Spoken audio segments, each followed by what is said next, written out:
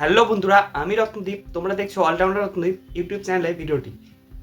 তো আমিও একজন 2024-এর ডব্লিউপি কনস্টেবলের একজন পরীক্ষার্থী।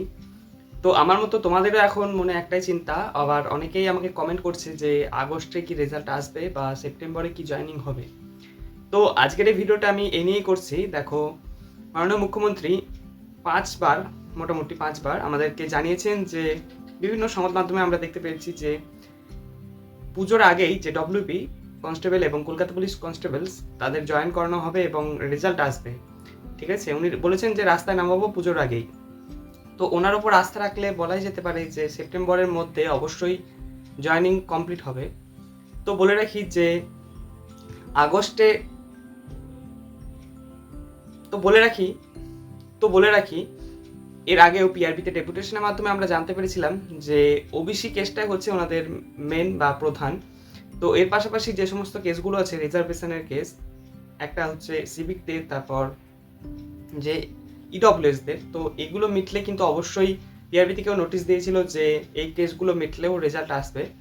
তো গত দিন আমরা দেখেছি যে পিআরবি থেকে খুব একটা রেসপন্স পাওয়া যায়নি, যে কেসটা ছিল হাইকোর্টে। তো অমৃতা ম্যাম কিন্তু একটু হলেও উনি বারবার বলছিলেন যে যে এত কম নাম্বার পেয়ে কীভাবে ওরা পরবর্তী স্টেজের জন্য যাবে বা এরকম টাইপের।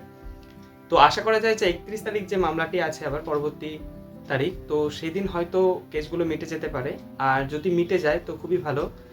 ওবিসি কেস তো মিটে গিয়েছে অলরেডি। তো আশা করা যায় যে আগস্টের 10 তারিখের মধ্যে অবশ্যই রেজাল্ট আসতে পারে। যদিও না আসে, মোটামুটি আগস্টের মিডল উইক অর্থাৎ আগস্টের 20 তারিখের মধ্যে রেজাল্ট আসলে অবশ্যই আগস্টের শেষ সপ্তাহ বা সেপ্টেম্বরের ফার্স্ট উইকের মধ্যে অবশ্যই জয়েনিং প্রক্রিয়া কমপ্লিট হবে। এছাড়াও কলকাতা পুলিশেও যদি মনে করা হয় যে রেজাল্ট আসবে তো আসতে পারে, কারণ ডব্লিউপি জয়েন হয়ে গেলে অবশ্যই কলকাতা পুলিশেরও রেজাল্ট আসবে এবং মাঠ হবে। কলকাতা পুলিশেরও আগে প্রিলি এক্সাম হয়ে আছে, তো সেটাও মাঠ হওয়ার সম্ভাবনা রয়েছে। মোট কথা হলো, আমাদের যে ডব্লিউপির রেজাল্ট, যেহেতু সিএম বলেছেন যে সেপ্টেম্বরের মধ্যে বা দুর্গাপুজোর মধ্যেই জয়েন হবে, তো 100% না হলেও 99% ধরা যেতে পারে যে অবশ্যই রেজাল্ট আসবে ওনার উপর আস্থা রেখে। রেজাল্ট সম্পর্কিত তোমাদের কি মতামত সেটা কমেন্টে জানিও। আর কোনো প্রশ্ন জানার থাকলে সেটা কমেন্ট করে দিও, অবশ্যই আমি পরবর্তীতে তোমাদের ভিডিও করে পরবর্তীতে জানিয়ে দেব। ধন্যবাদ পুরো ভিডিওটা দেখার জন্য।